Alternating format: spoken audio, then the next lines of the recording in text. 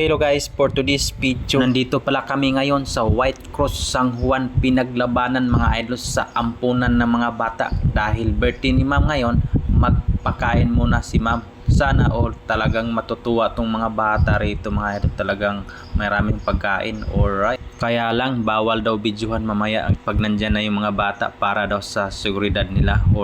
Alright mga amiga, mga amigo, ayos mga parikoy, mag-ikot-ikot muna pala ako rito sa compound.